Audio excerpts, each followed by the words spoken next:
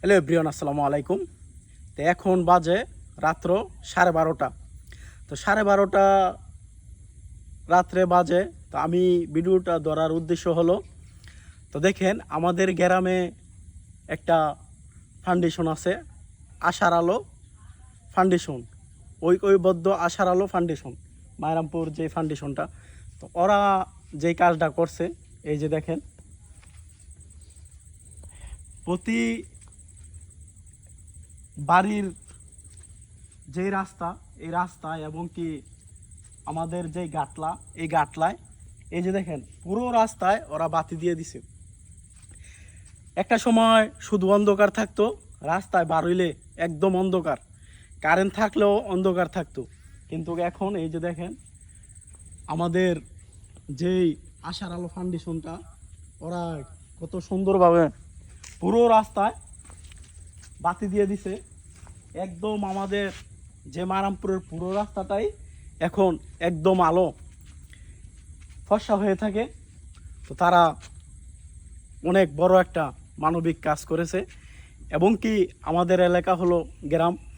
তো গ্রামে এখন যেই মাসটা, এটা হলো ধান লোয়ার মাস। তো এই ধান লইতে গিয়া আমাদের এলাকার মানুষ রাত্রের 10টা 11টা 12টা পর্যন্ত ধান সিদ্ধ করে এবং কি অনেক কাজ করে। এবং আমাদের এলাকা হলো নদীর এলাকা, অনেক মানুষ আছে রাত্রের 10টা 11টা বাজে গাটলা দিয়া অনেক পূজা এবং কি অনেক কিছু কাজ করে এই গাটলায় রাত্রের সময়। তো এই বাতিটি দেওয়ার কারণে আমাদের এলাকার মানুষ অনেকটাই উপকার এবং কি আমাদের এলাকার মানুষের অনেকটাই ভালো হয়েছে। একদম কি বলতাম, পুরো রাস্তাটাই বাতি, দেখতে একদম শহরের মতো দেখা যায়। তো এই আশার আলো ফাউন্ডেশনের সবাইকে আমি জানাই আমার পক্ষ থেকে দোয়া ও ভালোবাসা তাদের প্রতি। তো তারা যে উদ্যোগটা নিছে, ভালো একটা উদ্যোগ এবং কি মানবিক কাজ এবং কি গরিব দুঃখী অসহায় যারা আছে তাদের পাশে দাঁড়ানোর জন্য।